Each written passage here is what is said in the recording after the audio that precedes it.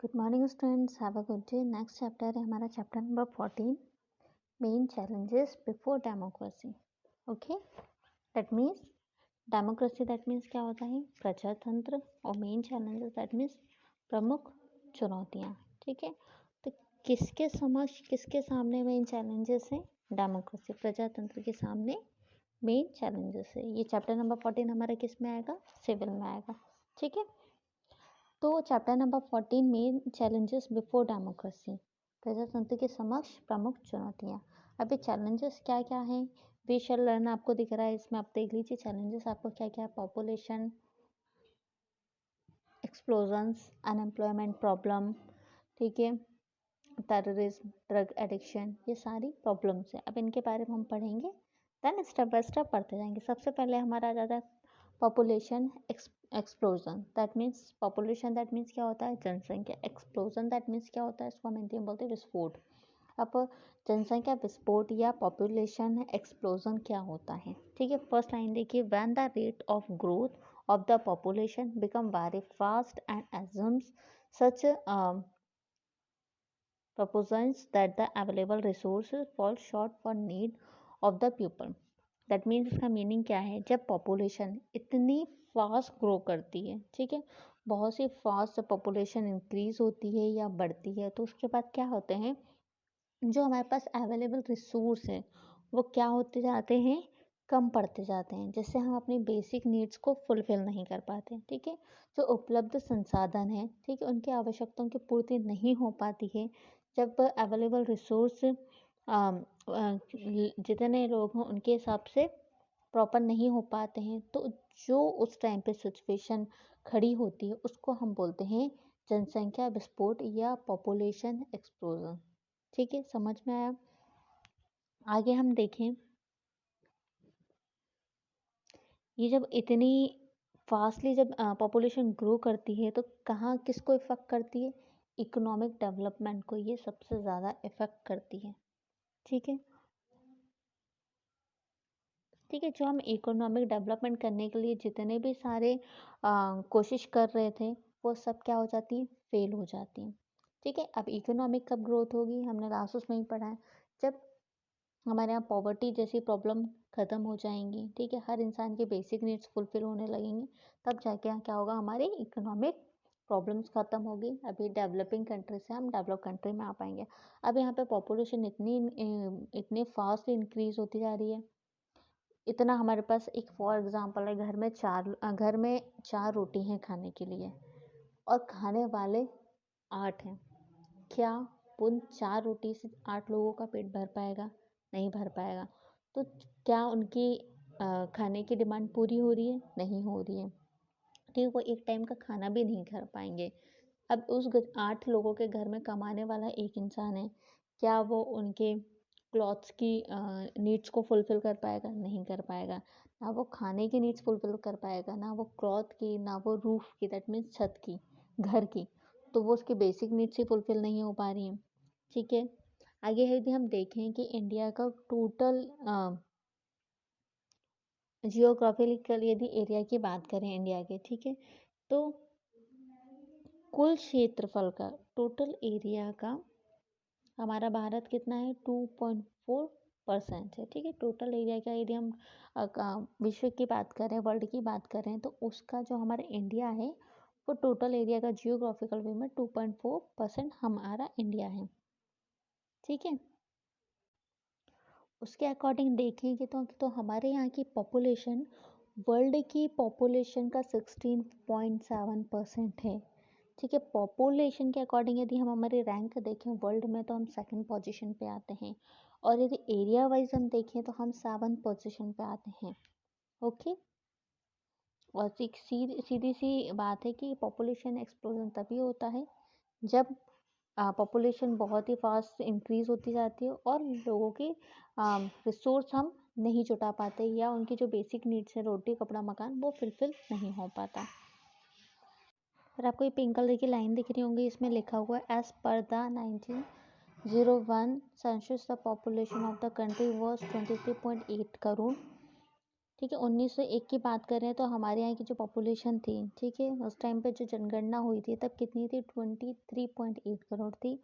और अब 2011 में जाके यदि हम अपनी यदि पॉपुलेशन की बात करें तो वो कितनी बढ़ गई है, कितनी इंक्रीज हो गई है, 121.6 करोड़ हो गई है। आप देख लो कितनी ज़्यादा पॉपुलेशन बढ़ गई है। अब इतनी पॉपुलेशन बढ़ गई है, प्रॉब्लम्स तो आ ही रही हैं। अभी पॉपुलेशन जो है एक्सप्लोजन से, इसके हम कॉजेज़ देख रहे हैं, क्या कारण है। सबसे पहला रीज़न है सोशल रीज़न, दैट मीन्स सामाजिक कारण। अब फर्स्ट पॉइंट देखिए, हमारे यहाँ एक जॉइंट फैमिली सिस्टम है कि हम एक जॉइंट फैमिली में रहते हैं और जो चिल्ड्रंस बच्चे होते हैं सबका वहीं पे पालन पोषण होता है, ठीक है, और जितनी भी प्रॉब्लम्स आती हैं वो साथ में फेस करते हैं। सेकंड होता है कि कम एज में बच्चों की क्या करते हैं, चाइल्ड मैरिज कर देते हैं, कम एज में शादी कर लेते हैं, ठीक है। एक और हमारे यहाँ पे एक प्रॉब्लम सबसे पहले निकल के आती है कि हमारे यहाँ पे मेल चाइल्ड की डिमांड ज़्यादा है, सभी को एक मेल चाइल्ड चाहिए होता है, ठीक है। उसके बाद हम देखें कि the social condition of woman is fable, ठीक है। हमारे यहाँ पे जो वुमन की सोशल कंडीशन की बात करें तो वो बहुत ही कमज़ोर है, ठीक है। और हमारे यहाँ पे birth of the children is considered a born of God, बच्चे के जन्म को ईश्वर की देन माना जाता है, ओके। तो ये सारे एक सोशल रीज़न है कि जो कि हम खुद अपने मन से नहीं करते, समाज क्या सोच रहा है ये सोच के करते हैं, जहाँ हम रह रहे हैं वो सोच के करते हैं, हमारे समाज में क्या चलता है वो सोच के चलते हैं, ओके। सेकंड है हमारा इकोनॉमिक रीज़न, दैट मीन्स आर्थिक कारण। सबसे पहला है कि गरीबी होने के कारण, पॉवर्टी होने के कारण बच्चों से काम करवाया जाता है, ठीक है, बच्चों को कमाने के लिए भेजा जाता है, जिसको हम चाइल्ड लेबर बोलते हैं, ठीक है। सेकंड हम बात करें कि हम डिपेंडेंसी ऑफ एग्रीकल्चर, हम किस पर डिपेंडेंट है, एग्रीकल्चर पे, ठीक है। जो एक फैमिली है वहाँ पे खेती होती है, ठीक है, एग्रीकल्चर होता है, कृषि होती है, ठीक है। वहाँ के जो बच्चे होते हैं उनको उस काम में लगा दिया जाता है, लाइक जानवरों को खाना खिलाने के लिए, चराने के लिए ले जाओ, उनको लगता है कि ये काम हमारे बच्चे ही करेंगे और वही कर सकते हैं, ठीक है। नेक्स्ट रीज़न के अदर रीज़न की बात करें तो अदर रीज़न में सबसे पहले आपका लिटरेसी, लैक ऑफ एजुकेशन, लोग एजुकेटेड नहीं है तो उनको पता ही नहीं है कि उन्हें क्या करना है, क्या सही है, क्या गलत है, ठीक है। सेकंड है हमारा क्लाइमेट, क्लाइमेट हमारे यहाँ का कैसा है, the climate of India is hot, यहाँ का क्लाइमेट हॉट है, तो the girl here attain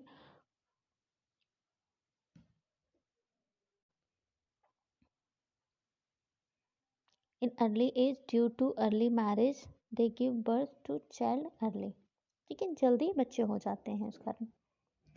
next है हमारा there is death of birth control, हमारे यहाँ पे जो लोगों की डेथ की जो रेट है, ठीक है, डेथ ऑफ बर्थ कंट्रोल, हाँ, जिस रेट से बर्थ हो रहा है, ठीक है, जिस रेट से लोग जन्म ले रहे हैं उस रेट से लोगों की मृत्यु नहीं हो रही है, डेथ नहीं हो रही है, तो क्या हो रहा है, जन्म लेने वालों की number of birth of people ज़्यादा है और डेथ ऑफ पीपल कम है, ठीक है। तो ऐसे क्या हो रहा है, जनसंख्या बढ़ती जा रही है। नेक्स्ट टॉपिक है इफेक्ट ऑफ पॉपुलेशन एक्सप्लोजन, क्या प्रभाव है, ठीक है, पॉपुलेशन एक्सप्लोजन की या जनसंख्या विस्फोट में। सबसे पहले तो पर कैपिटल इनकम कम्स डाउन, ठीक है, प्रति व्यक्ति आय में गिरावट आ रही है। सेकंड है the level of saving and investment goes down, बचत और विनियोग बहुत कम हो गया है। थर्ड है the pressure of land increase and the yield of food grain from the agriculture land also diminishing।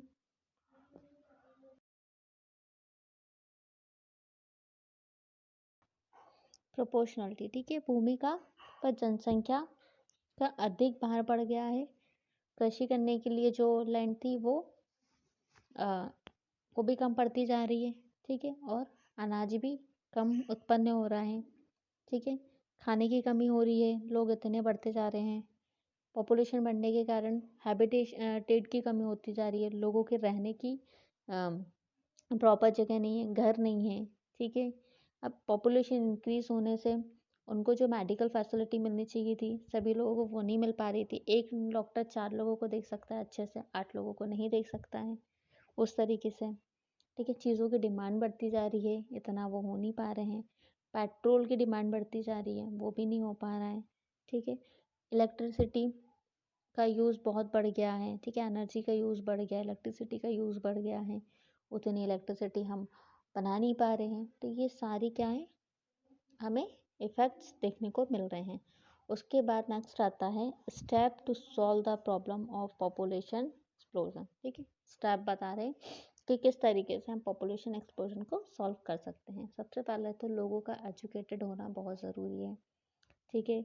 लोगों को हम एजुकेटेड करेंगे, शिक्षित करेंगे, जिससे उनको पता हो कि क्या सही है और क्या गलत है। जो समाज कह रहा है या कोई भी आके कुछ कह रहा है वो सही नहीं है। मैरिज की एज को इंक्रीज़ करेंगे, 18 की जगह 21 करेंगे, ठीक है। फैमिली प्लानिंग प्रोग्राम कंडक्ट करेंगे, जिससे लोगों को पता हो कि फैमिली प्लानिंग कैसे की जाती है और किस तरीके से की जाती है। 2 बच्चों को या 2 चाइल्ड को ही गवर्नमेंट ने, जैसा कि आज बोला है कि 2 बच्चे जिसके ज़्यादा होंगे उसको गवर्नमेंट जॉब नहीं मिलेगी, ठीक है। तो लोग इस पे सोचेंगे, यदि उन्हें गवर्नमेंट चाहिए तो वो अपने बच्चे की लिमिट्स 2 तक ही रखेंगे। उसके बाद वैक्सीनेशन जैसे चीज़ों का उसकी पब्लिसिटी करेंगे, लोगों को पता होना चाहिए, ठीक है। वुमन की जो कंडीशन है उसको थोड़ा स्ट्रॉन्ग करेंगे। तो ये सारी चीज़ें हम कर सकते हैं, जिससे क्या होगा कि कहीं ना कहीं ये पॉइंट एक हमारा स्ट्रांग हो जाएगा। सबसे पहले तो लोग एजुकेटेड होंगे तो ये कदम ही नहीं उठाएंगे, ठीक है। एक सही इंसान दूसरा, यदि कोई इंसान गलत कर रहा है तो उसको भी वो समझाएगा। चाइल्ड लेबर जो बच्चे कर रहे हैं वो आज की डेट में जुर्म है। वो यदि बच्चे करते हैं तो जो उनसे करवाता है, जिसके यहाँ काम करते हैं, उसको पनिशमेंट मिलता है, ठीक है। मैरिज रेट इंक्रीज हो जाएगी तो क्या होगा, जल्दी बच्चे नहीं होंगे, ओके। तो ये सारी चीज़ें हाँ कहीं ना कहीं हमारे पॉपुलेशन एक्सप्लोजन को कम करेंगे। नेक्स्ट टॉपिक है ना हमारा अनएम्प्लॉयमेंट, ये हम अगले टॉपिक में पढ़ेंगे। ये आपका होमवर्क है, आप पढ़ के आइएगा। Thank you so much.